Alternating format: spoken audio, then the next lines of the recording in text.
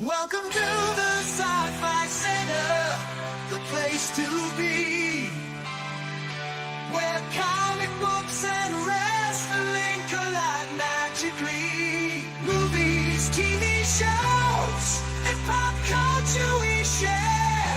Get ready to rock, we're here to take you there. From superheroes to aliens in outer space, we've got the latest news and reviews in our embrace. Turn on your screen, let the neon lights glow.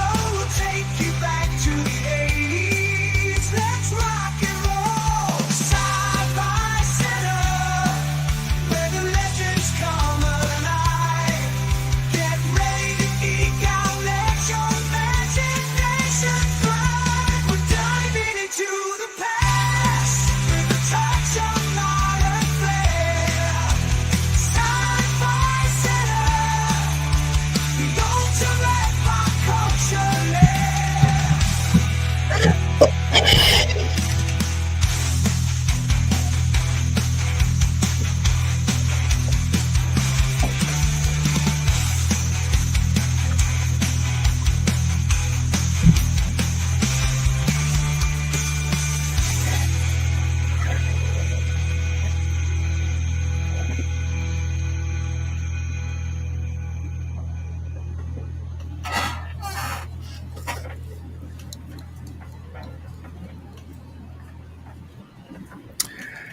Welcome to Wednesday. It is hump day here in Las Vegas, where it was really hot, but not as hot as it's been. Got some clouds coming in. That's about it. Pretty decent day today. Welcome to the Midnight Express. I'm your host. Co-host will probably come in at his usual late. We'll see him when he gets here.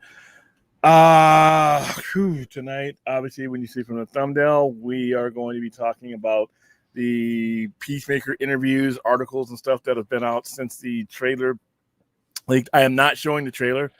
I'm not going to show some bootleg trailer. I mean, when the trailer comes out, we'll show it. But since enough credible outlets have brought it up as a topic, I figure we're going to bring it up for a second.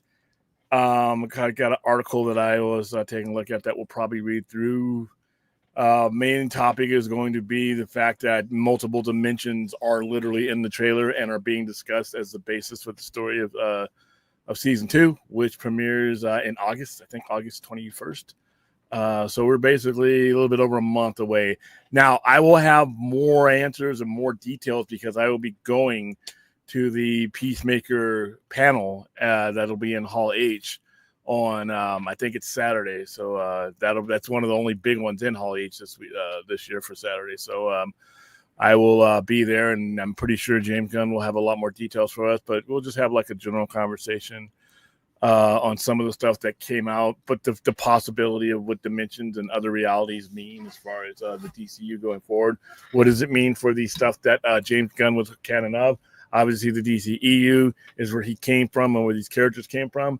So we'll discuss some of the probabilities and stuff that might possibilities that might end up happening.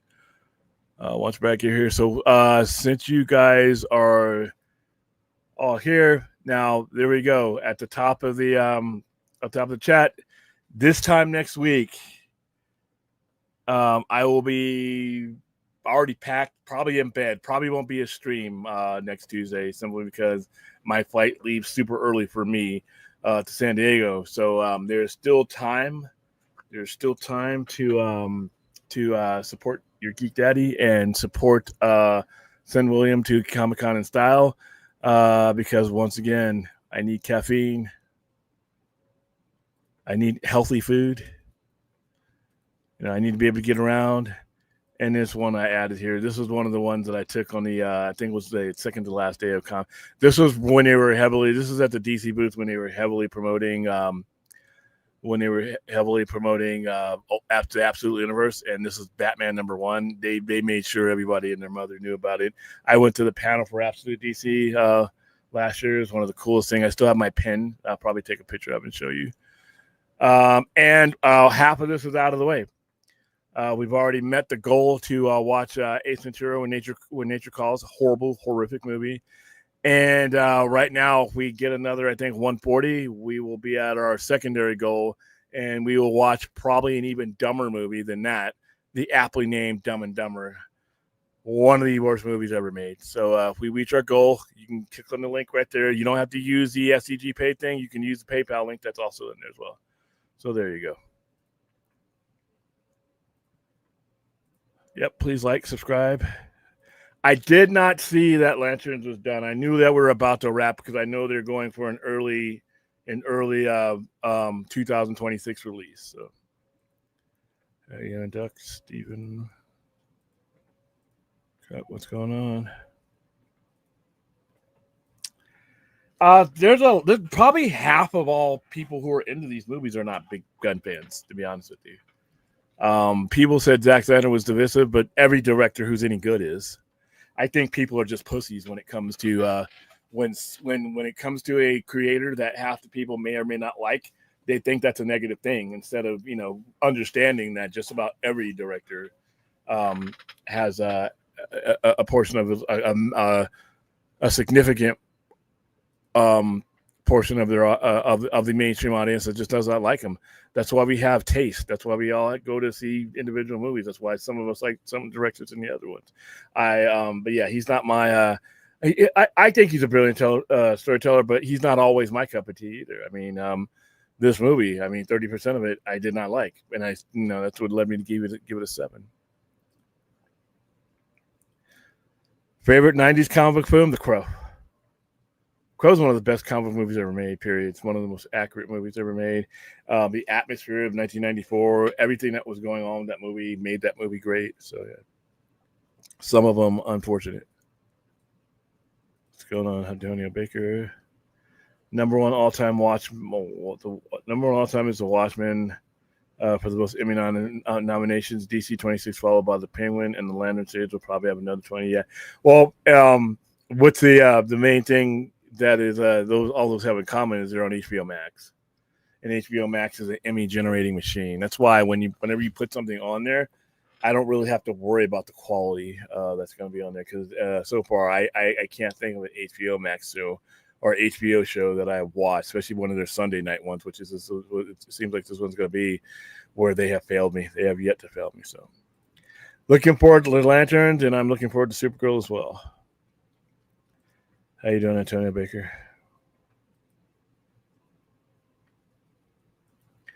Obscure, I don't know of too many obscure ones. If they're obscure, that generally means I don't know of them. Most of the directors I know have made their name, so if there's an obscure director out there, I probably won't know of him until he actually does the superhero movie. Yeah, HBO, especially their Sunday night shows, always has a ton of Emmy nominations because they're high class shows. So.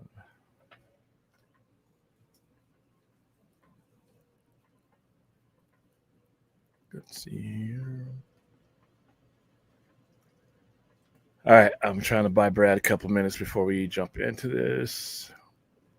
Looks like he's on his way.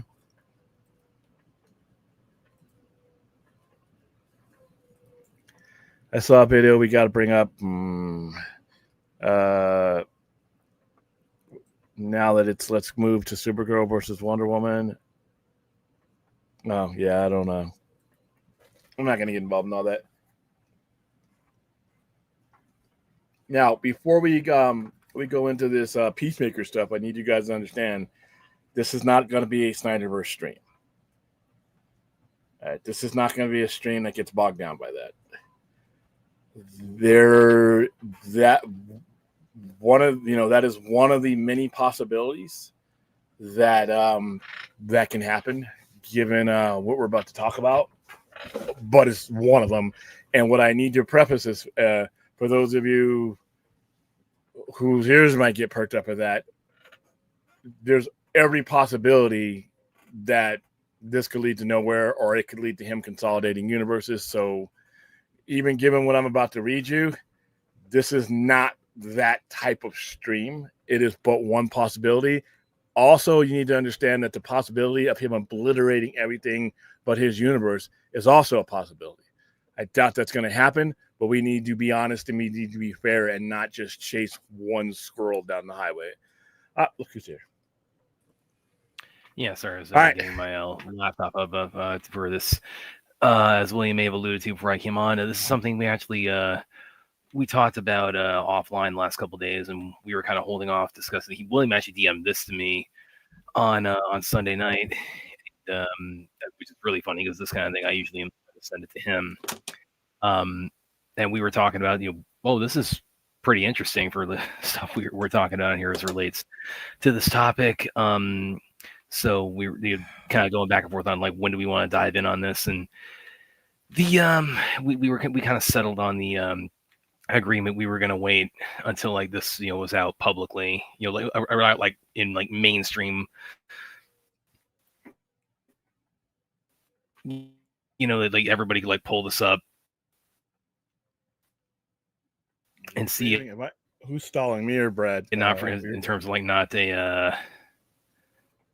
With that said, hold on, something weird's going on my computer. Yeah, you're freezing up.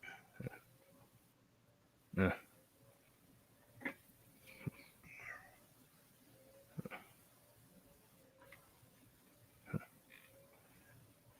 Okay, am I better now? Yeah. All right. So Okay. So yeah, we talked about this. We discussed, but some new developments have happened where this is kind of getting a little bit more. This is getting a lot more coverage in outlets. Ironically, ones I write for, and actually, ironically, editors of mine actually, dove on this even before I got the chance to. So with that said, we're gonna go ahead and dive in on this right now. This topic that is surely on everybody's mind. Johnny Cage has his own IMDb now. No, it really is. That is pretty. This is pretty awesome marketing, though. You got to admit, William. If I cared about that franchise, maybe. I don't. I really don't care about Mortal Kombat. I don't think I could care less about Mortal Kombat if he paid me. I saw the first movie. It was a waste of my time. I'm glad you guys enjoyed it. I don't talk about things that I don't like.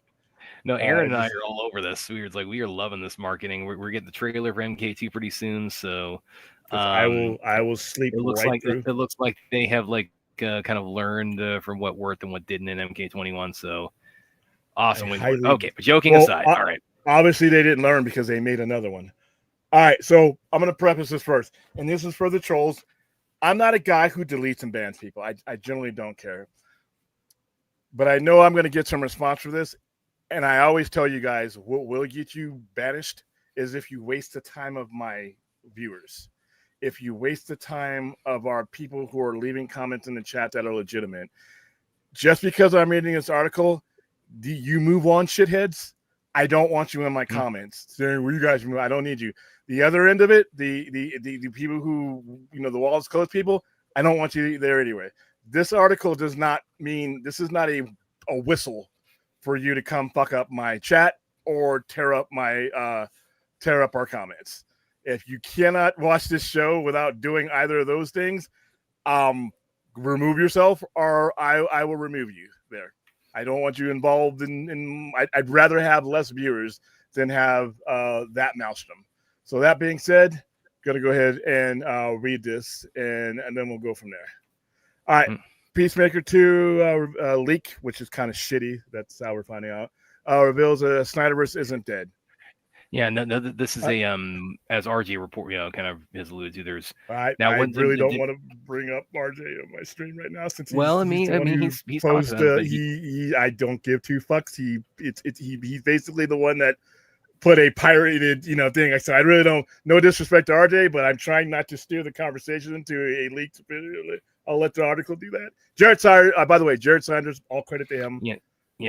By the way, full disclosure, this is actually my boss, my editor at Fortress of Solitude, guys. So I saw this again. William messaged me about this on Sunday night, and again we talked about whether or not we wanted to go into this, but we decided to hold off. And then Monday I see this on Fortress, and just like, oh, Jared decided to die. Again, usually I'm the one kind of pitching him things like this, but he decided to take it. So Jared, if you're watching, we're giving you. I'm definitely gonna email him and say, hey, you got a shout out on the show tonight, man. So.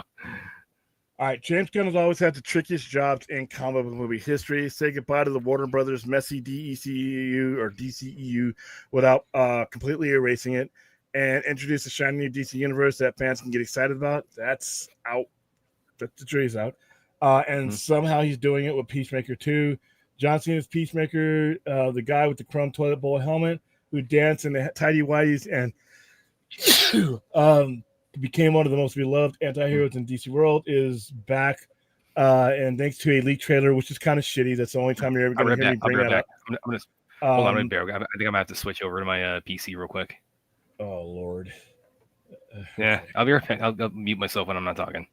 And thanks to the leaked trailer shown for early screenings of Superman, bad people, stop doing that. We finally have an idea how good it's pulling off this cinematic universe switcheroo. There's another dimension that's exactly the same as ours, but it's better, Cena says in the teaser. Okay, that's the teaser. We're not playing that. I can't believe you guys. It's good for topic, but I really, like I said, I'm not big on maybe it's because we do so many promos to where we have to throw people out that bring cameras and shit into the thing. It's like, the one line is a big clue to what Gunn has planned for the DCU. It confirms what fans have been guessing. The DCU reboot isn't wiping the state scene. By the way, you guys already know what a wasteful word the word reboot is. If you want somebody to get excited about what you're doing, the last word you ever use is reboot, especially if it did not apply. When Gunn came along and started mentioning how he was going to do things, I said we should use selective alignment, which is basically what they've been doing in comics for about 50, 60 years. New creator comes in, he picks and chooses the elements he wants to go forward, and that's it. Because if you're not wiping the slate clean, then it's not a reboot. It's either a reimagining or it's a revival or an alignment. We got to stop using this fucking word. Sidestepping it, basically. Okay, so the reboot isn't wiping the slate clean, which means it's not a reboot. Sidestepping it, basically, the new DCU looks like the old one, but without Warner Brothers baggage. I guess it's like when you reset your phone and hope it stops freezing. It's the same phone, but now it works a little bit better than before. This also means that Zack Snyder's Snyderverse isn't completely buried either. In fact, it might be possible to see some of the characters, including, this is his words, Henry Cavill Superman or Ben Affleck's Batman somewhere down the line again. Of course, Gunn has been upfront about the continuity issues. During a Q&A, he said the truth is almost all of Peacemaker is canon, with the exception of the Justice League, which we all will kind of deal with the next season Peacemaker. So basically, everything from season 1 still counts except the time Peacemaker was seen with the Justice League. Put a pin on that because that's really important for what I think he might be doing. Season 2 picks up after the events of the first, with John Cena once again suiting up as Christopher Smith. Gunn is once again writing and directing all 8 episodes themselves, so expect the same kind of chaotic energy. Season 2 of Peacemaker was first announced. Okay, we don't need to read all that. Okay. All right, so that once again, credit to Brad's boss here, Jared Saunders. Thank you for writing that and giving us some context. And Brad's going to come back with all that static and shit this down. So, all right, so here's what I think. I think he's doing enough to explain. Some people didn't think he had to explain. James Gunn is a comic book kid. He comes from a DC background. He's a DC fan. I never really thought that he was going to just wipe out everything for the sake of doing it. It makes no sense. I think all he's doing now, let's exclude all the Snyder stuff. I think all he's doing right now is giving himself the room to operate if he needs to operate outside of the DCU proper. I think what we're going to see in Peacemaker is the official establishment of Elseworlds. And I think that's when you're going to start hearing them use the brand Elseworlds from that point over. And that means a lot of different things for a lot of different, creatives. I've heard some people say that maybe our Peacemaker is jumping from one dimension to another, but that doesn't make any sense since we saw in the actual trailer that wasn't leaked a one Peacemaker aiming a gun at apparently as our Peacemaker. They are also saying that they're doing something that no one's going to expect or no one's going to see coming. So a lot of the stuff we would be bringing up, we would see that coming. So, it brings up a lot more questions than it does anything else. Are we seeing at what point does the divergence happen? Are these dimensions that are pre-existing, or is something happening that creates a different dimension? So if they're saying, remember I said put a pin and everything is canon, but that Justice League appearance. So what I'm thinking is that's where there's a divergence. Yeah, this is what William and I were going to talk about offline. Is and we talk quite a bit about this. Is like, oh, what does this mean? With this trailer, and again, it's not even like the whole trailer that's playing. It's just that little snippet saying, "Oh, this is a whole new dimension. It's, the greatest dimension," and that implies, okay, here's how this is meant to be like a bridge from like DCEU to DCU, and the other thing that's interesting about it too is what Gunn himself specifically has said about it is that this season is meant to address basically he said that season 1 is more or less canon with the DCU, except for the Justice League cameo. So, okay, how does that function?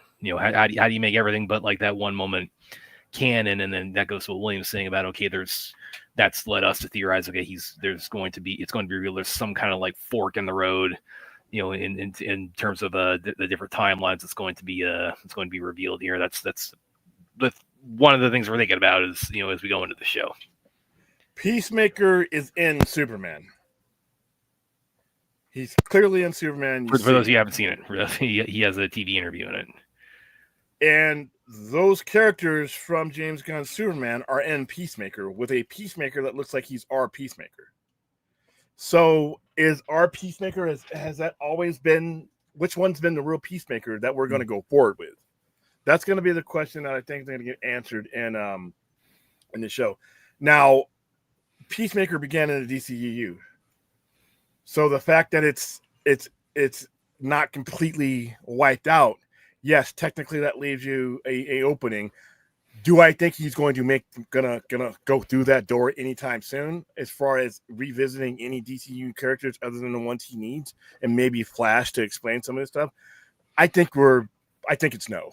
Well, and that's the other thing too is of course you talked a lot about like the Flash as a potential kind of bridge. He's the perfect kind of bridge character. Going from like different the Flash's powers of time travel and dimensional travel makes him kind of perfect to be a universe hopping character, and that's where you've had the theory that we may actually see Ezra Miller's Flash appear in something like Peacemaker or like in some other capacity in the DCU. And he might wipe out all these universes. You might end up, for those of you, like I said, I don't want to get anybody's hopes up high because there's a good chance you could end up with just one universe at the end of all this. It's a very good chance. Which means you wouldn't have any derivatives from any other universe other than what he wanted to keep. Not saying that's going to happen. That's as much a possibility as anything else on the table. I don't know. I'm assuming you're trolling, so I'll just tell you forth. You need to start paying attention. Well, now what maybe argues against that is again the fact that he's saying that the entirety of season 1, other than the Justice League cameo, has canonicity with the DCU. So does that argue for or against the idea that it's that this all still exists on the other side of the story over there, or that it's being blown up? It could be both. You have as much chance of either one of those scenarios. You have as much chance for either one of those scenarios. He could decide that this universe, this dimension, the one that the Peacemaker goes into and finds out that there is one, is only there to exist to suit his purposes to explain that one thing. or he could leave it open for other things to happen. And he could not only for that, but other things. If you're saying there's a dimension here, then you're automatically you could automatically assume that there's other dimensions that might happen where other things happen differently, which is what Elseworlds were. So we're not just talking about one particular dimension that has familiar characters that we know of. We could be talking about setting the table for things that happen outside of DCU. If there are creators or if there are things that happen that they want to take advantage of, or filmmakers that they want to exploit. I mean, like fighting a giant spider. Let's see that again. Come on. I never wanted to see that to begin with, and apparently no one with any common sense did, because it never happened. But no, it could set the stage for things to happen, like a Constantine. If they wanted to explain how that happened, automatically you could have a really, you could have Flash running through a scene where he runs through Robert Pattinson's Gotham real quick as he runs out of that dimension, letting you know that, okay, that is an Elseworld. So what they could be doing is basically establishing Elseworlds, period. Yeah, and that could see. I think we'll go ahead and read Daniel's comment, and then I'll go back to what I'm saying. Daniel, thank you for the $10 super chat. William, I feel people excuse comic book movies if they have a lighter tone. BVS Lex was more fleshed out and more motivation in his hate for Superman and Lex. Yet people say the latter Lex is better version. Listen, we all have our opinions, and I think the world of Nicholas Hoult, every time he was on the screen, I wanted him to go away. Every time he was reciting his lines, I wanted him to stop. He just seemed like they took an excellent actor and they just went generic with him. And since you were 3 years into his plight, I'm just supposed to feel all that. I'm just supposed to feel his hatred for Superman. And no, I guess I'm in the minority, because Lex I thought Nicholas Hoult would do it for me as Lex. He does not. Now, he'll grow. He'll get better in the role. But, the way it's just everything about how that presentation with that character, I thought that was the weakest of the main three characters. For Lex, Lois, and Superman, I thought he was the weakest one, and I just wanted them off the screen every time he was on. And that's not a knock against Nicholas Hoult. Nicholas Holt's a great actor, and I was expecting Nicholas Hoult performance. I didn't get it here, in my opinion. So, yeah, but anyway, going back to what I was saying. Hold on. Let me thank the guy who just gave us 10. Like, thank you, Daniel Martin, for the support. All right. Yeah, so what I was saying a minute ago is one thing, William and I, when we were talking about this offline, I said, this actually sounds like he could be, and I was thinking about this more today, when we pretty much agreed, yeah, this is going to be the topic tonight. This could be, it sounds for like, and by the way, did you play the trailer at all before I came back on? I'm not going to play that trailer. Okay, you're not going to. I don't even want to discuss the trailer, because it's a pirated trailer. Other than what that's why I bought him this article, so that I could leave him to discuss. But you're able to, because he has the quote from the trailer in there. I already took it down. Yeah. So, but it sounds. It's interesting that it sounds like this could be almost like, as multiverse focused as like Crisis on Infinite Earths and the Flash were, which I certainly wasn't expecting from Peacemaker season 2. You asked me like 2 years ago. I'm thinking it might be a more simple, but I hope it's not the trash that Crisis on. You're talking about Crisis on CW. Yeah, that was a Crisis. Well, and that might be. I mean, that might be like where he might theoretically pay off the Flash being a Flash scene. It's a possibility. That's the only good thing about that whole crossover, by the way, was that, and it led to nothing. So, yeah. But I don't know. So breaking this down more. So as William and I discussed again, like I said, he sent this to me, and I was, that's interesting. But again, we held off. I wanted to shape the context, because, like I said, I told him offline, I don't want this to turn into a Snyderverse stream. Yeah. Even though it's kind of hard for it not to drift that way, because it is. Now, if we are our good host, we steer our canoe away from the Niagara Falls, the waterfall. We can do that, But that was something we set amongst ourselves, where it's like, if this potentially plays out the way we think it might in the show, I mean. For people who want, the finale of that, basically who want to see what's on the whiteboards, see that play out well. If this wraps up the way we think it might, in Peacemaker season 2, well, then that kind of gives us something to point to. It's like, okay, that reality, well, it's still out there. Is there any? If that's not a lion lady. If And it does not annihilate it. and so in that scenario, then it's like, and on that topic, I mean, that us as fans are advocating or calling for that to be returned to, or to be resolved, or to be finished, whatever term you want to use for that. I mean, then it kind of gives us something tangible to stand on in a way that we haven't had really since the movie came out, in the immediate aftermath of like seeing like the blueprint of the remainder of the story. So that was one thing I was thinking about. Which is where I want to come in and tell you guys, and just to completely understand. Technically, yes. In all probability, probably no, unless I hear a yes from him. This is nothing to build on, in my opinion. It's a technical possibility, and that's it. The last thing I would want to do is to come kicking down this man's door just because he gave you a technical possibility. You know what I mean? It's technically yes. Would I love to see it? Of course. And technically, if you're not doing a reboot, which he never said he did, by the way, fans fuck around with that word. James Gunn, I have yet to see where James Gunn even used that word. Fans use that word. And here's another side of that too. I mean, because I remember when Film Junkie, when in the lead up to the Flash, there was of course a lot of talk about like what that's going to mean for the universe and the place of all these movies in it. And the way he kind of phrased it a lot is that his interpretation, his reading of it was that it was the Flash, the events of the Flash are preserving that timeline. And one thing I remember, I was on the Vox stream at one point and I asked, and how's it going, Aaron? And one thing I'll ask with this too, I mean, like if this is what this ends up doing, if this kind of like sort of if what this ends up doing is kind of compartmentalize like the Reeves timeline, the Snyder timeline, the Gunn timeline, if this kind of establishes them all in their own lane and says, okay, here's where these all exist, and here's how I'm kind of plucking characters from one and putting them to what I'm doing, and that effectively preserves all of them in their own sort of space. One question I ask is, well, I mean, is there much point in preserving something if you don't plan on doing anything with it? Yeah, to give yourself room for possibilities that are not necessarily immediately in front of you. That's the one thing that a lot of people don't do when it comes to comic book anything. They don't give themselves enough space for possibilities that may or may not happen. Some that we are thinking about, and some that we are not thinking about. There's a lot of reasons why he could preserve that.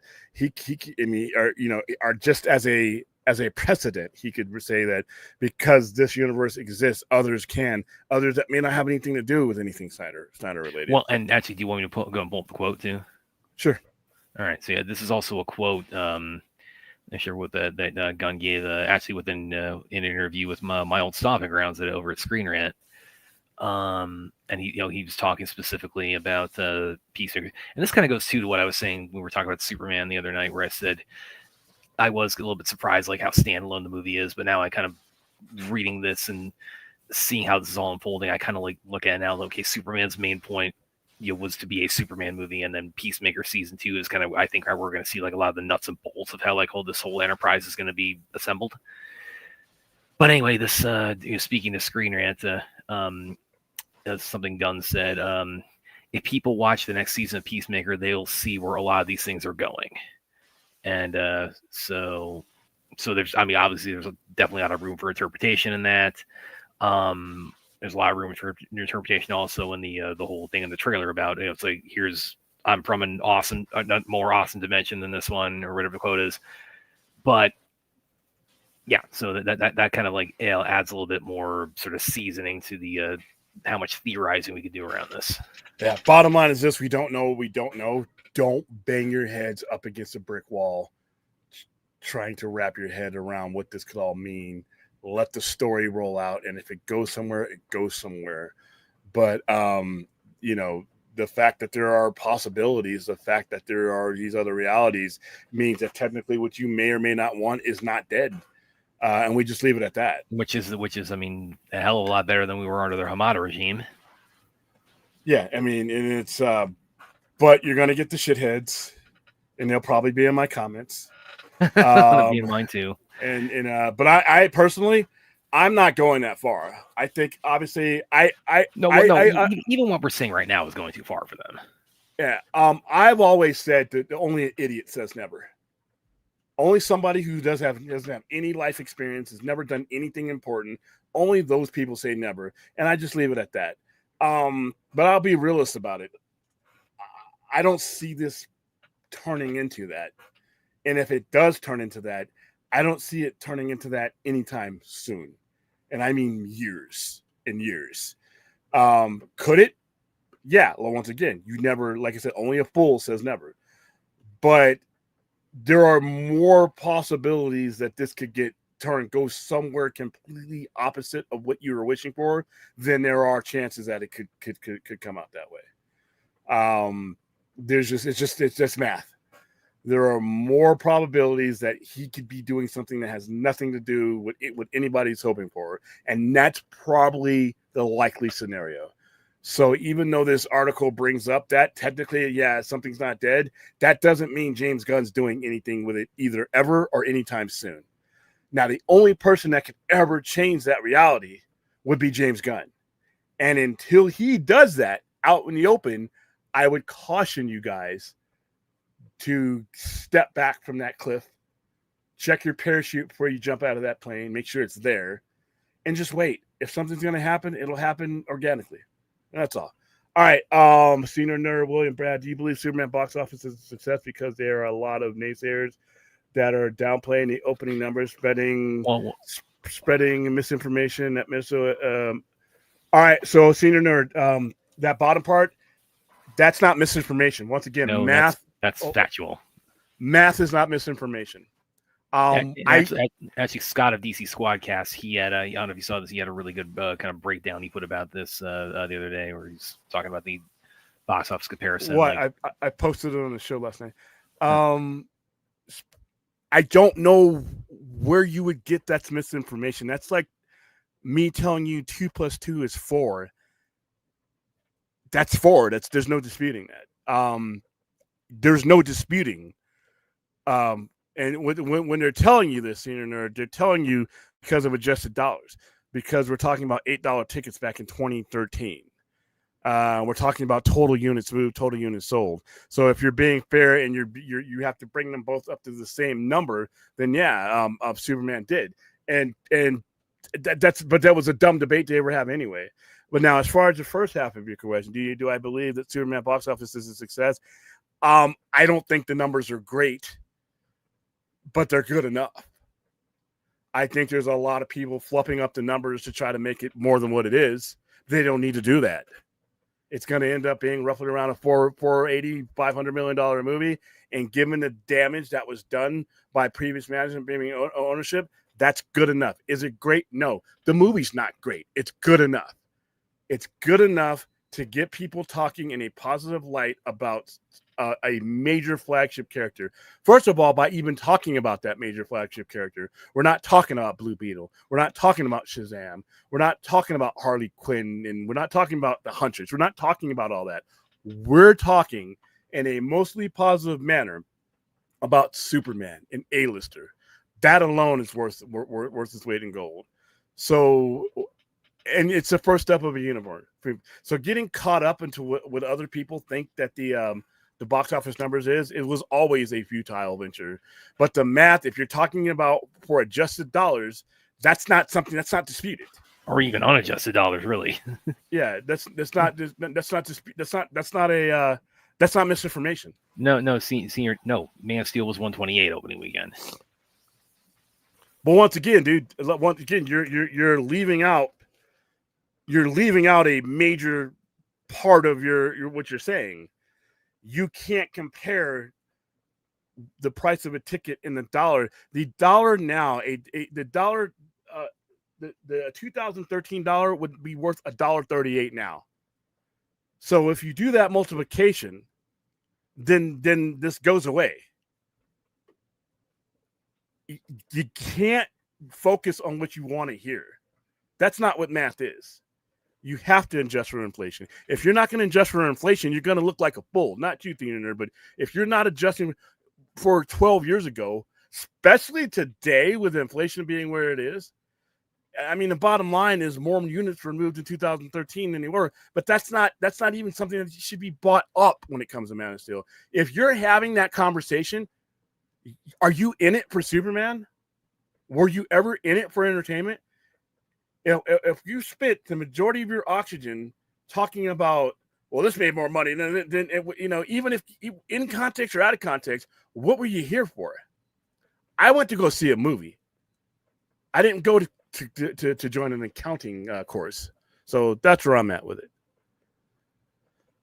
All right, where was I? Because I wanted to get into these in order, and now I'm out of order. Hello, Bell Rev, how you doing? Andor having 14 nominations. That's a lot. I prefer the BBS Lex. I thought there was just more to him. All right, you guys are having your own. That's basically what he was. He was a basic. If you knew who Legend, the mythology of Lex Luthor, they basically gave you, this is what you should expect him to be, and that's what it.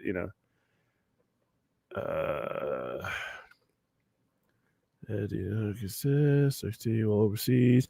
I don't know what it's doing overseas, but I don't think it's doing big numbers in China, which is how a lot of these superheroes. But then again, the world is different. That doesn't have anything to do with the quality of the movie. Right now, there's a lot of nations that are not that don't have a high opinion that usually have a high opinion of the U.S. and its product that don't have a high opinion of us.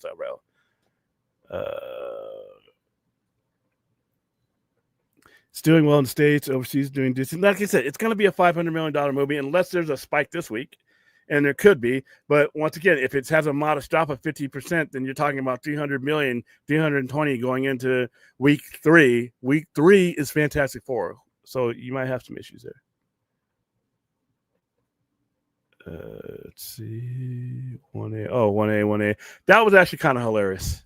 Especially, that was a kind when he actually had some heart and action meat to his character when he was screaming at him. When he was just, and the 1A was obviously the punch.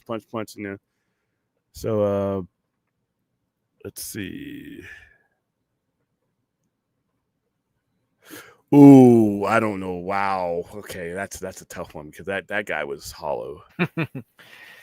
And he was a dick. Yeah, we bought it up last night. I bought this up last night, and I retweeted it because I thought that, if you're I called it the whiskey scream. If you are going to have the conversation, you need to have all the math available to you, and he did, and he had the and by the way, you can Google this.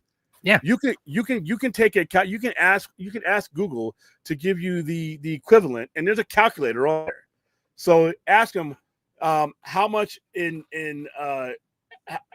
adjusted dollars is I went for Superman's entire total, because if you do the entire total what Superman made, you're talking about Man of Steel doing like almost 930 million. I don't think this Superman is gonna reach that. I could be wrong, but I think with Fantastic Four on the horizon, it's going to have one or two effects. It's either going to rise everything up, or it's going to take a chunk out of it. Now, remember, most people who want to see these movies see them in the first 2 weeks anyway. So you're going to probably be right where you're at after week 3, because now we're starting to talk about when is it going to be on streaming? When is it going to be on PVOD? Because that's the quickest way for them to make their money back without having to give off these, 35% here, 10% here, so I don't know. But like I said, apparently the powers that be are happy with it. They're really the ones that, the ones that matter. All right.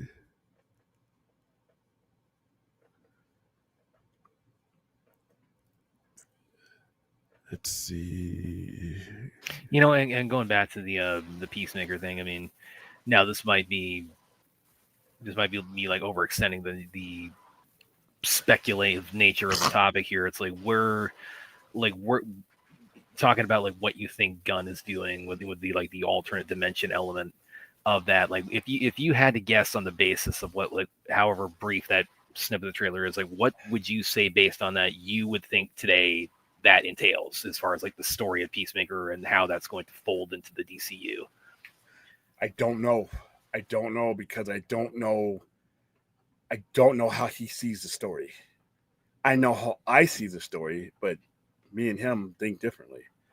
Um, I mean, it could be a brief interlude. It could be something that remains out there. It could be, I don't know. I think that somehow I see somehow them leaving their universe and ending up in the DCU. Them leaving that dimension as a unit.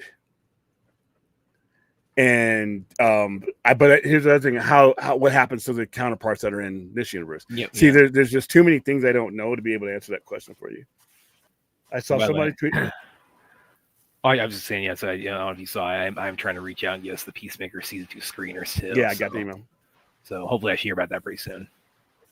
I saw somebody tweet that Superman 78 would be 1.4 billion. Hell, Batman would have been over. Yeah, because we're going back to the dollar was back then, 1978. Then, like back in '78, it cost like $1 to see a movie in the theater. Technically speaking, if you're using all the math, yeah, it did.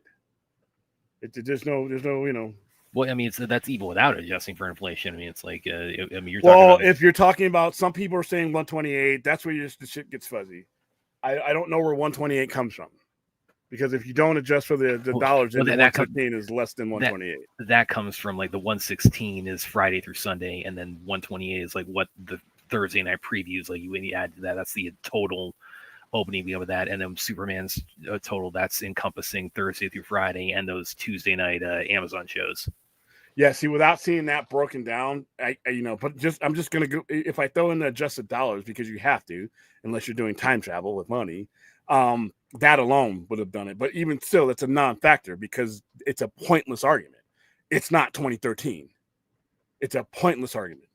We are not, just a mere fact that we are in 2025 and we are not in 2013, with the circumstances that both of these movies have, either it in their advantage or at going against them. It's not a relevant comparison at all. It's actually a kind of stupid comparison, because, like I said, you look at the world where we were at in 2013 versus where we are at now. I mean, if you've lived that life that from 2013 till now, there's no way in hell you can make this a relevant comparison. It's actually, it might be fun for some people, but if you look at it on its face, it's a really stupid comparison. It's dumb. And I'm kind of tired of seeing it, because we're not even talking about the same decade. We're talking about a world and a globe that has changed in so many ways. We've been through a pandemic. We've been through political changes. We're dealing with tariffs. We're dealing with massive inflation. We're dealing with so many things right now that we were not dealing in 2013. We're dealing with a global market that loved the United States as far as spending its money on our movies. And now, for whatever reason, you can bring that up on a different stream. They are not. That's a big factor in Superman's numbers. Is that international market 10, 12 years ago it carried Aquaman through. Aquaman made a crap ton of its money in Asia. But if you're dealing with a lot of the geopolitical situations and if you have millions of customers over there that are being subject to a tariff, maybe they don't peel out their wallet as quickly for you as they would normally would, because you're costing them money and jobs in other areas. That's a situation you have to understand that. So the Man of Steel, the box office comparison is stupid. It's stupid. It really needs to stop. Now, if you want to make a narrative, comparison based on your preference, that's fair enough, because that is subjective. Math is not subjective. Global geopolitical situations that affect that math are not subjective. They are what they are. So, Hal Jordan asks, is Soups 25 breaking? Okay, now William and I were talking about this a little bit this weekend. This is where I may be like a little bit more optimistic for the overall prospects than he was, because I mean, even like with everything we just said, with like the the opening weekend comparison numbers. I mean, Superman opened, again, unadjusted, it did, numbers that were it had essentially the same opening weekend Man of Steel did. So I kind of took that to mean, okay, my theorizing from that was I thought it would probably land, roughly where Man of Steel did, which, unadjusted, Man of Steel made 670.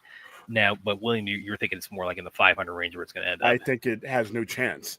And once again, not because it's a bad movie. It's because what do you have now that you did not have when a Man of Steel come up? Streaming. The option for streaming is going to chew into every movie like a piranha and a cow.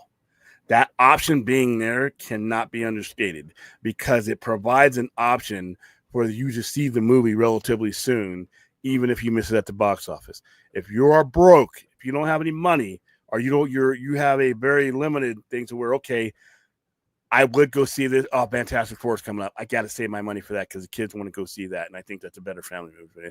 Whereas maybe 5, 6, 7 years ago, you would have said, fuck it, we're going to see them all.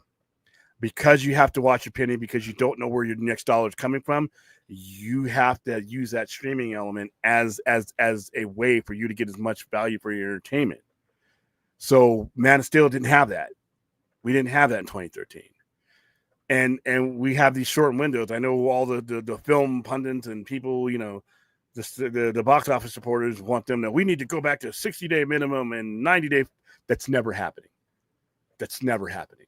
That may happen for some movies, but for most movies, that's not happening. It serves the studios and the investors no purpose. It may make you feel good about the theater. It may help the theater themselves, and I love the theaters. But as far as the people who put the money forth and are paying the bill, it serves them no purpose to increase that window. So you're dealing with a reality that there's a good chance that we already, I think you probably already have. It probably hasn't been released yet, but trust me, when this movie got greenlit, HBO Max was in existence. Max was in existence. Cable was in existence. So that the discussion of when Superman is getting released as soon as possible on a PVOD or a streamer was had. That conversation was not being had in 2013. So 500 million, and it's probably gonna, like I said, it's probably, I don't know where it's at right now. Can you pull up where it is right now? Because I know it made a couple, I think it said 12 million more on Monday or Tuesday. Yeah, which apparently is having some pretty good weekday showings. I'm gonna pull this up here. Right now, it is sitting, this is from the Wikipedia page, it is sitting at 232.9. 500 million. Exactly. If you want to use inflation for a box office, then the argument is mute because Gone with the Wind. Yeah, you're correct, senior nerd, but that's not what you were asking me. If you were asking me about all movies, there's a chart that gives you all the movies and where they will be inflation-wise. But you're asking me about these two Superman movies. You're going to be fair and you're going to say what movie, because you're comparing, like I said, you can't compare Gone with the Wind to even The Godfather 40 some odd years later, right? Because you have to figure for that adjusted dollar, because you if you're going by tickets sold, then you're going by units sold, and that's really the most important thing. But even other circumstances, but yeah, if you want to, senior nerd, you can and you should. If you're having a fair mathematical conversation, you should be using those adjusted dollars for everything. If you choose to compare something to the other. Otherwise, you don't have to, which is what you should be doing anyway.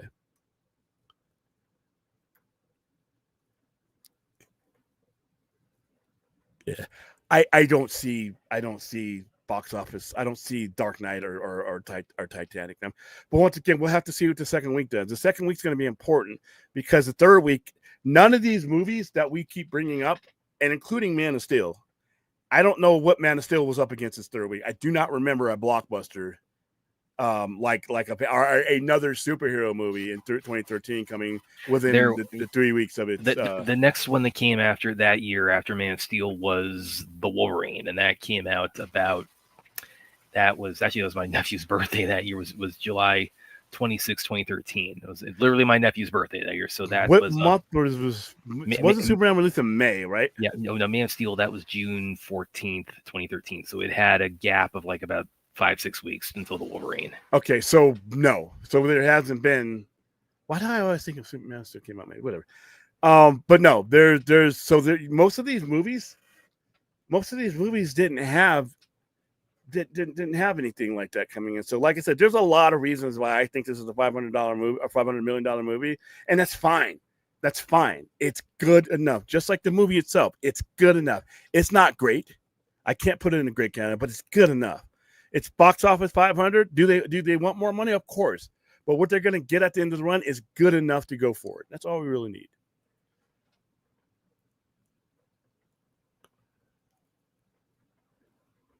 Let's see.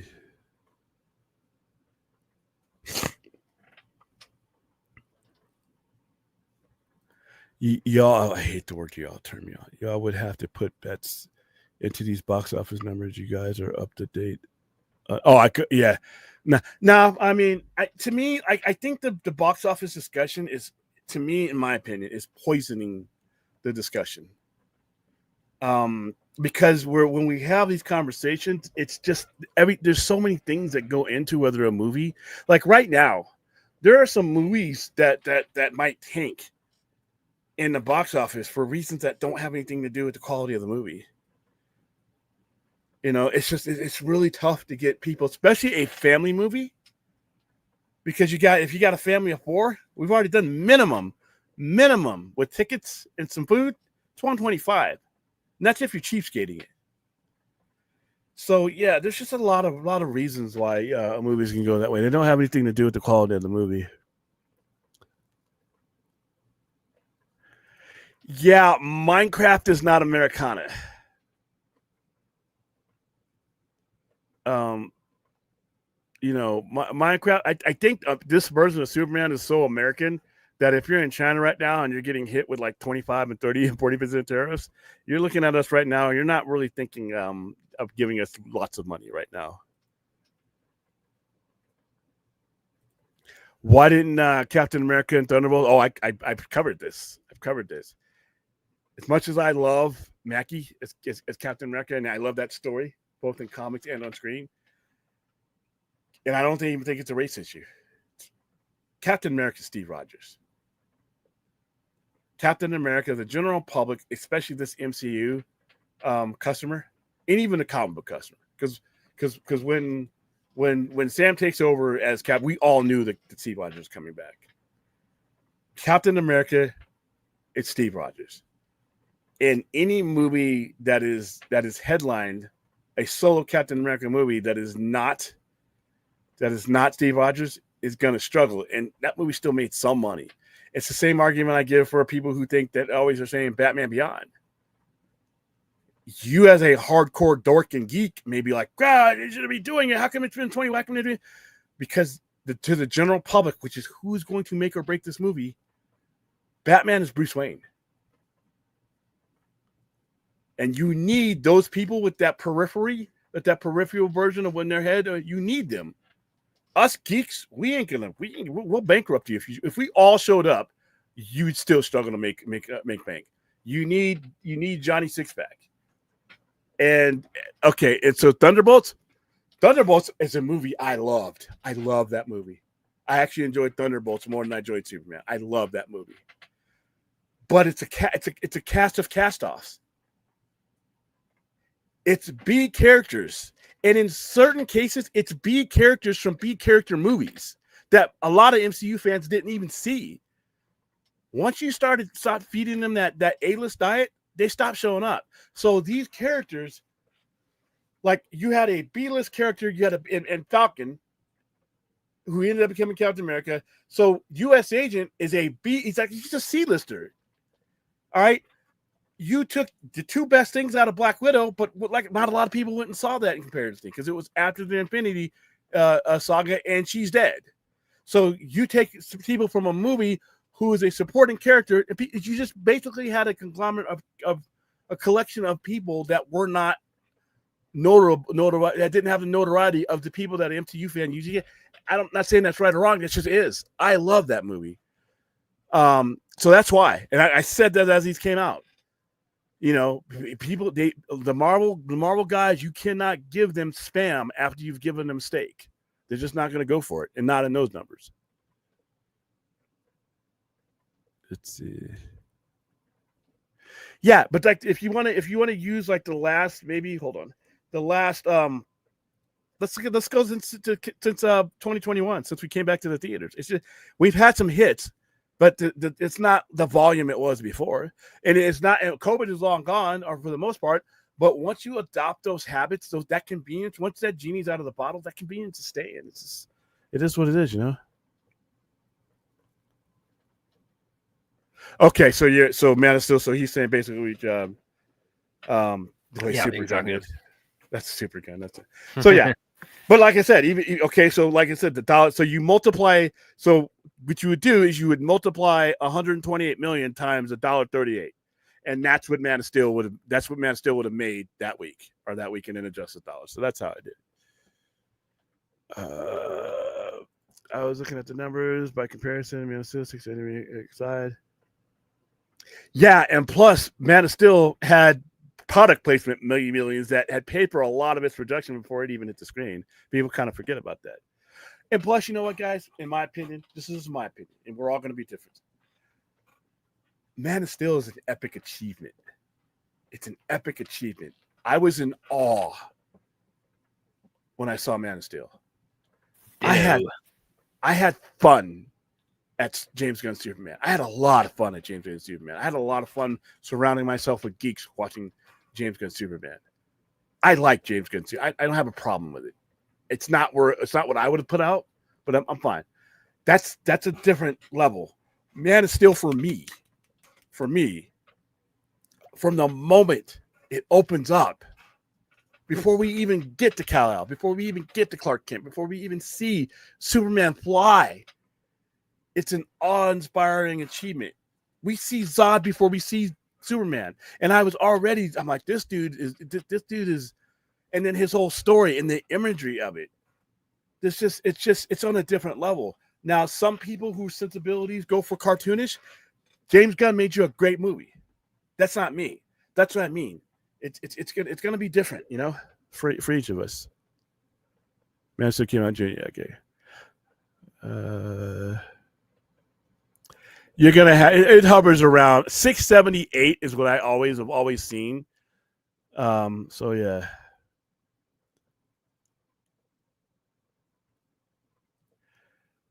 Oh yeah, no, don't. That's me. Don't wait. That's me. I know a lot of people my sister uses y'all. Okay, so when I live in Savannah, Georgia. I hear y'all every day. Yeah. I don't use it, but I hear it. My mother is the reason why. I don't know where my sister got it from, but my mother, when she contractions and things like that, she would always tell me it hurts your conversation.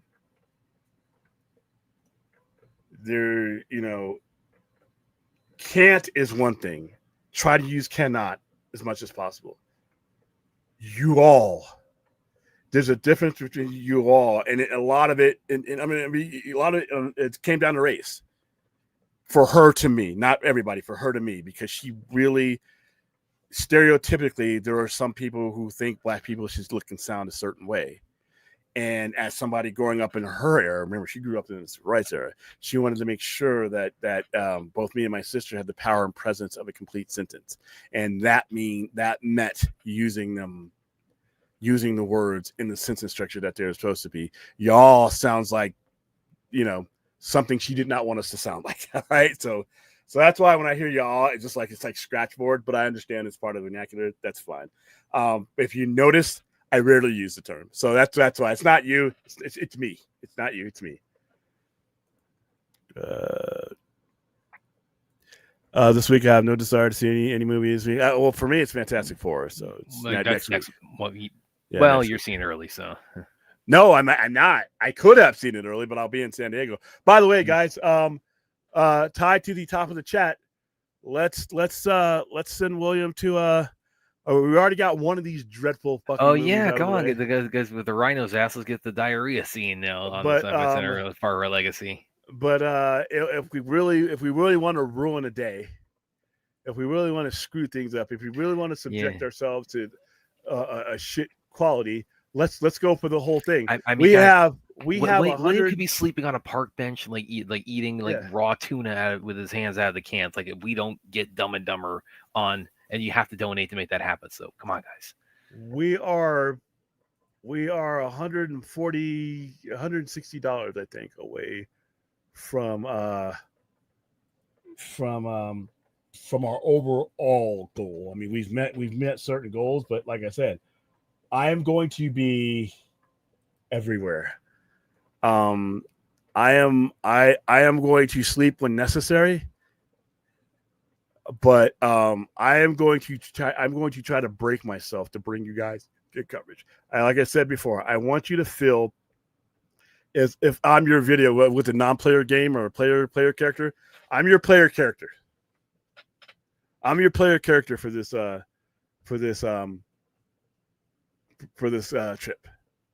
So, but I'm going to be all over downtown San Diego, all over the gas lamp. I'm going to be eating some good food because I'm going to be interviewing some people that I think are going to upgrade the channel. Having a lengthy discussion with Robert Byron, I think helps the channel. Going to some of these places, these pop-ups, there's going to be a lot of pop-ups there, but I want to bring you with me. So, like I said, traveling ain't cheap. San Diego, listen, Comic-Con, there are people I know that had tickets to Comic-Con, but because of the financial situation that we've always brought up here, they hold on for a second.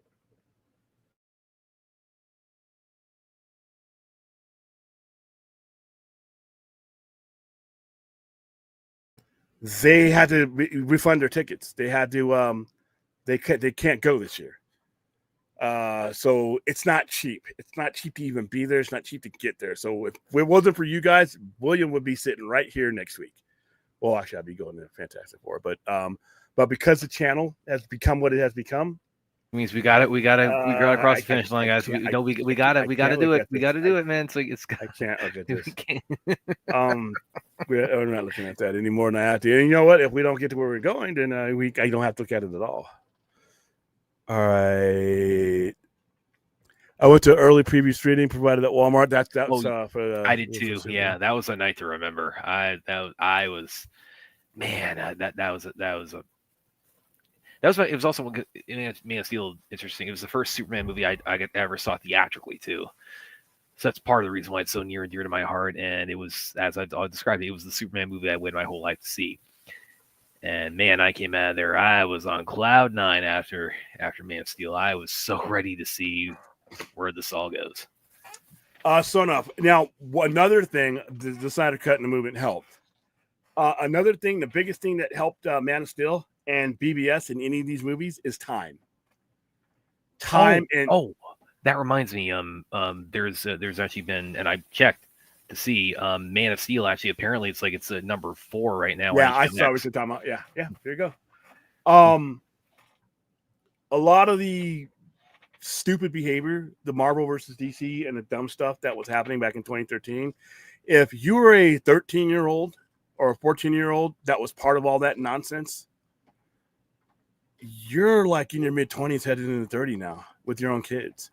You're seeing these movies differently. You've grown into an adult, and now you're viewing these movies in retrospect. A lot of the people back then weren't going to give any DC movie a chance because they were viewing these comic book movies exclusively through Marvel glasses. So the very fact that we're not in 2013 anymore, and now guess what? If you saw Superman, and it's on your brain right now, just like Brad brought up, you're curious about Superman, and guess what? You got HBO Max. You got Max. You're gonna watch this. And that's good. Get as much Superman in you. I mean, skip some things. But I mean, it's kind of like what you've talked about. Even though Superman isn't on HBO Max yet, but it kind of works the same way you've talked about, like associated content on streaming platforms. And this Man of Steel, I would imagine, like it's at least partially the surge it's gotten. This week is kind of an offshoot of Superman being released theatrically. So it's kind of the same effect as like everything you talk about, like associated content. You play one thing, it's DC. And then the streaming platform says, okay, you enjoyed this DC movie or DC show. Here's where else you can find all these characters. Here's another thing and I know we're not going to do a Snyderverse show because I've said all I can about all this in over 10 years. But I've always said this, and I'll just go back to this. When things start to trend and eyeballs start to get on things that are 5, 6, 7, 8, 9, 10, 12 years old, people who make decisions are watching. It's not a hashtag is not going to tell me if something's viable or not. You watching it will. So I can't tell you where that would lead. All I know is somebody's watching. If I put out a Superman movie and some unassociated content starts to jump, no one can tell me that that's not viable for viewers. You can have every move on Snyder hate group out there, in the world. It doesn't change. They've shut you guys out. The fat cats have shut us all out. They've shut the hashtag movement out because that's easy to do.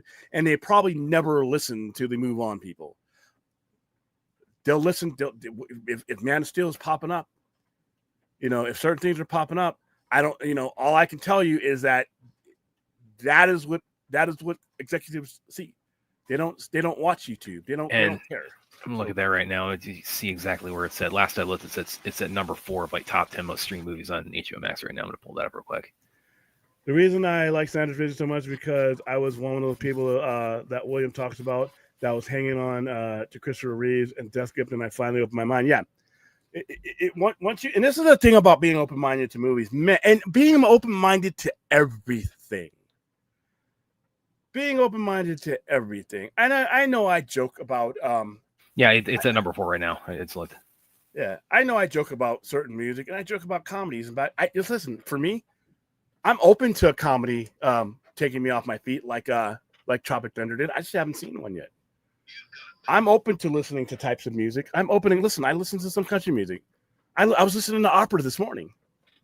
Well, and with me, like bringing it to Superman, I mean, I'm, as I said before, it's like, Tyler Hoechlin's Superman, and his Arrowverse stuff didn't really do a lot for me, and so I went into Superman and Lois.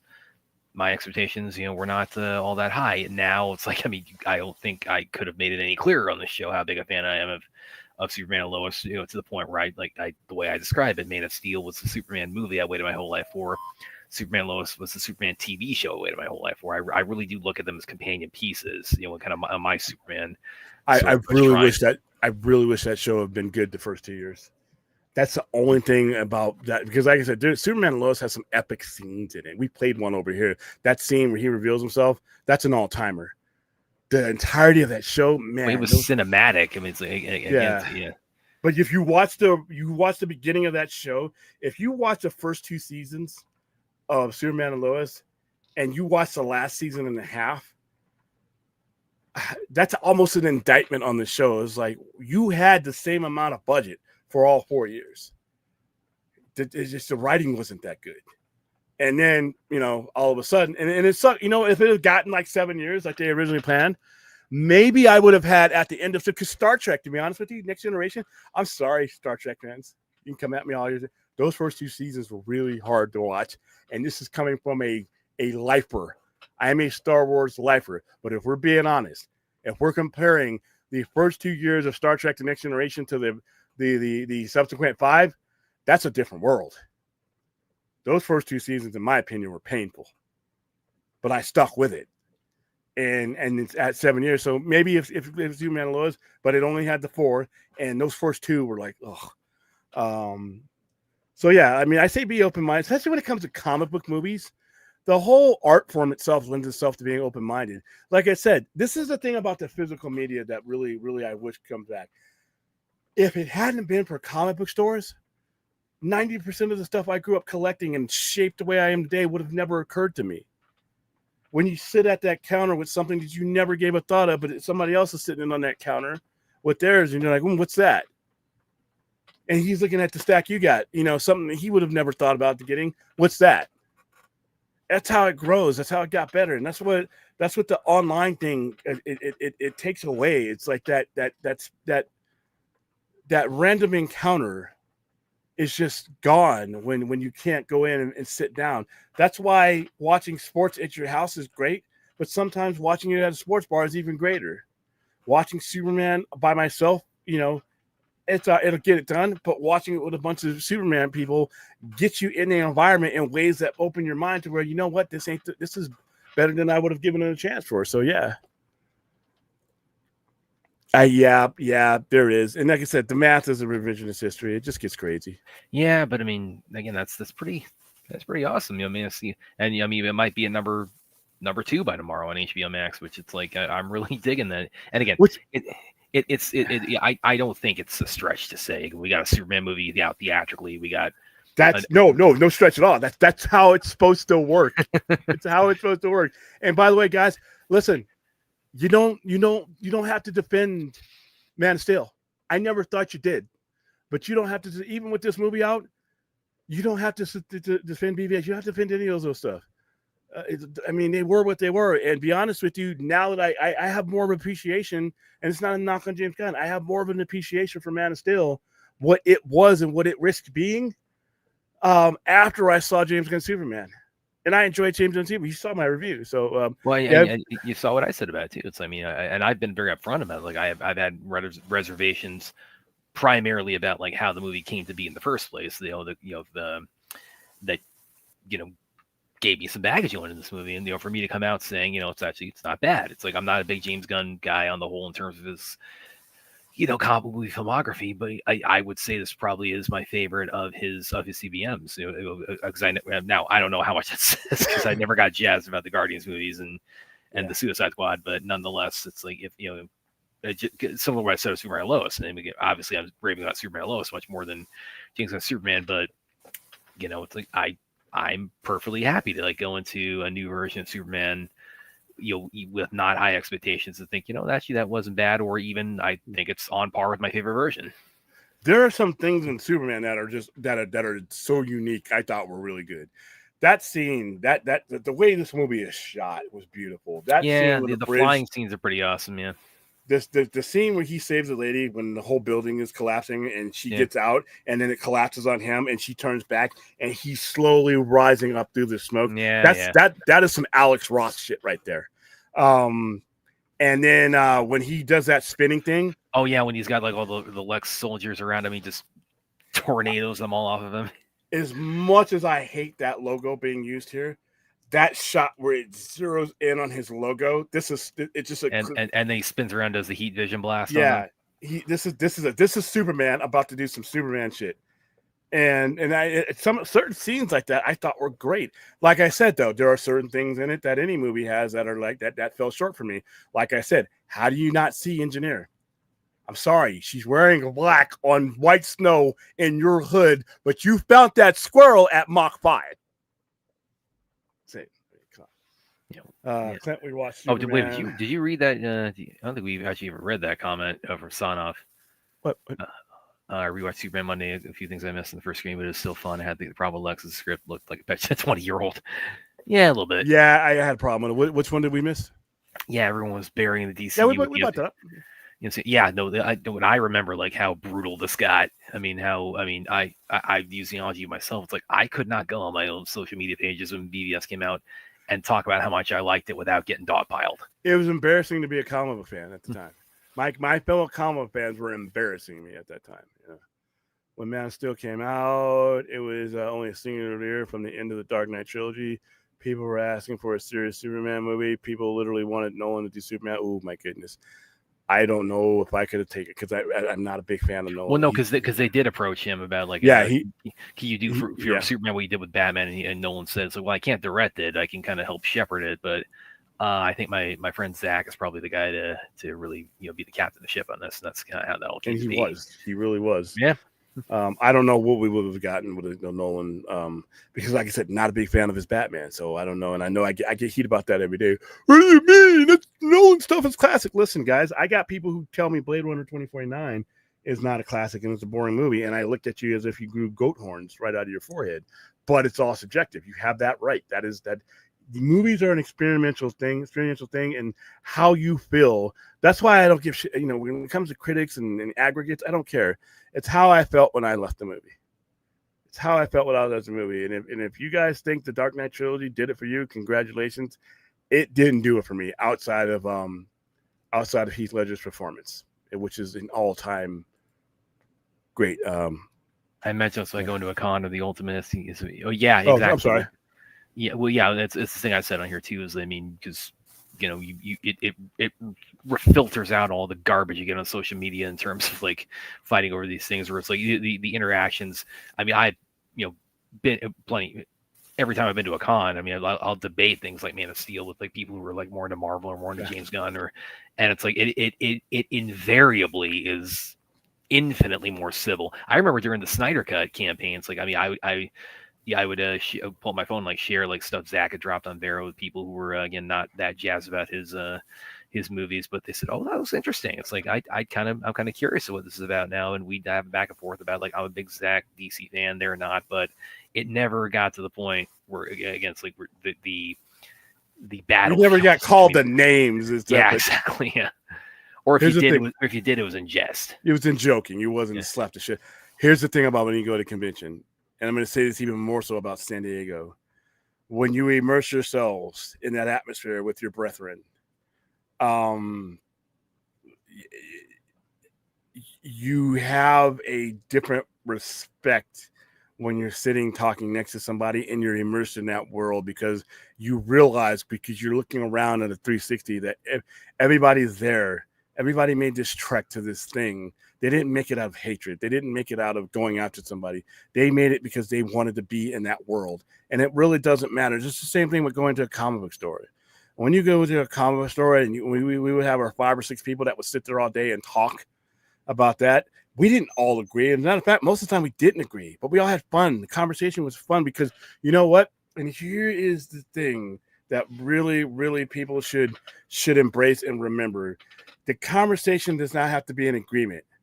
You don't have to agree with everybody, but you should be grateful that there's a conversation being had, because meeting up with people who are into the same stuff you are at, and believe it or not, all these people that are going at each other with these comic book movies are basically in the same brotherhood. So the very fact that you found people that are that deep into you were, that is not easy to do. And you appreciate it more when you're in person. When you're online, it's just another name. It's just another avatar. It's just another text. When you're meeting somebody in person, you realize how hard it is to meet those type of people where you can feel like you're home. And with San Diego, it's more extensive because it's not just the convention itself; it's the entire world around downtown San Diego. So when you leave the geekdom area, where it's just localized, you're going out, and all those people came there for the same reason. You could sit down in a restaurant or at a coffee shop with a fucking total stranger, and you're not going to be strangers anymore.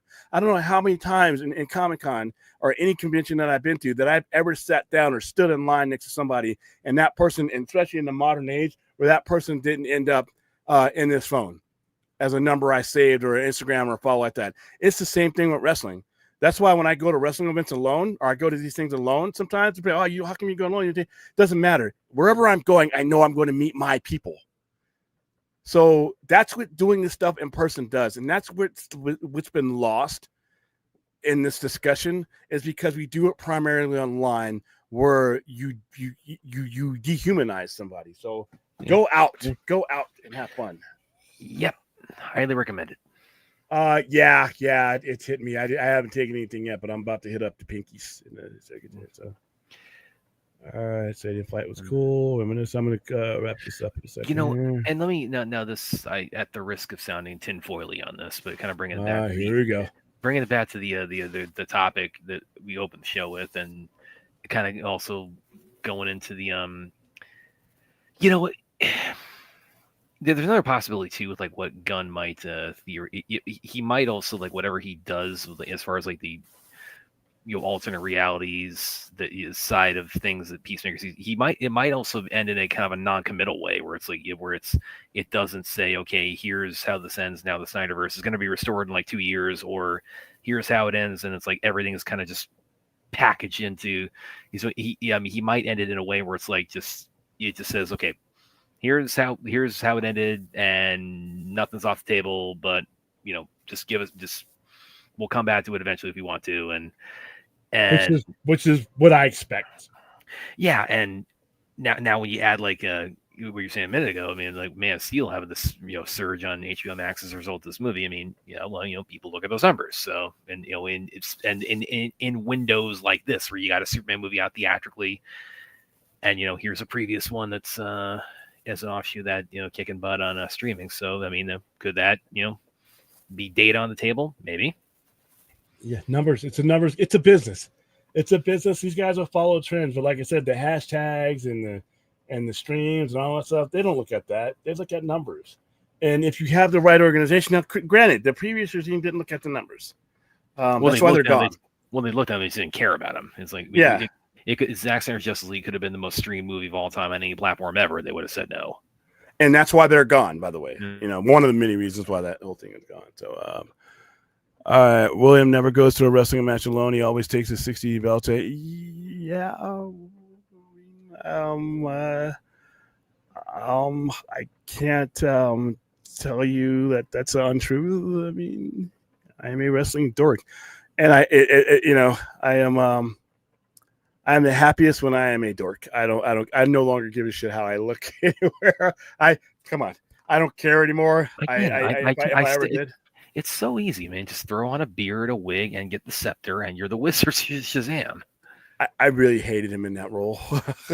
I really like Jimon Hansu as I like Jimon Hansu. I mean, I think he was funniest when he was in part 2 as Wonder Woman, where he thought he was getting down with Wonder Woman. That was it. But, that face swap thing, that was a little bit goofy for me.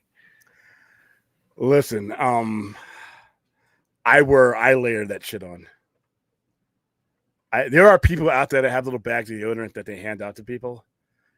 Yeah, it's a problem sometimes, and there's a lot of people pressed up against each other. You need to get the Mitchum. You need to get, if you're a big 250-pound guy, you can't not always use the same deodorant as like 180, 150-pound guy does, because your body is generating a lot more heat and energy in the pits. So you need to make sure that you're ready. Otherwise, you're going to lose that battle, and man, it sucks. All right, guys. I think that's it. I think that's where we're going to wrap it up. But that's again. William and I, we've been talking for about 2 days about do we broach this topic or not. Again, we had the understanding. Yeah, we wanted to have the most kind of on the table in terms of like it being out there and people knowing about that trailer, what's mentioned in it before we did. And then again, I was like, ironically enough, like 2 editors of mine, right on it said, okay, this is Snowball, and maybe we should go ahead and dive in on it. And plus, like I said, it's a pirated trailer, so I really was kind of like, we might revisit it too, like when the full trailers, which I would expect by Comic-Con, like that full trailer to be released online, because again, this is all from like a snippet of that trailer on a cell phone video, and like once the full trailer's out there, I mean, there may be even more meat on this to discuss. I mean. So we may revisit that too at that point. But of course, we're about just barely a month out before this show drops, and it's 8 episodes, from August 21st. That's gonna run into early October, isn't it? Yeah. Hold on. Okay. But let's see where we're at as far as my campaign goes. Am I still? Come on, guys. Come on. You got to come through before Comic-Con. Yes. William, we cannot let William down here. I'm looking up. We're still at the same. Let me check the PayPal one, because when you guys go into the stream elements, you can use PayPal as well. If you guys, it's like, do you want William to have to sleep at the Goodwill? There we go. Yeah, MK2 trailer next week. I cannot wait. Who cares? I cannot wait, and I hope it's Red Band. I think it will be too. I think it'll be Red Band. I remember the original was Red Band because they're going to want to show off the fatalities and stuff like that. Yeah, like I said, all the good shit in that movie was in the trailers, as far as I'm concerned. It wasn't a very good movie. Okie dokie. All right, guys. We'll see you tomorrow. I don't know what we'll be talking about, but didn't know what I was going to be talking about coming into the day until I woke up. So there you go. That's how these shows happen sometimes. So please like, subscribe, share, donate if you can. If you can't, your viewership is important. Aaron. Yeah, whatever. That is it. I will see you guys later on today. See you guys.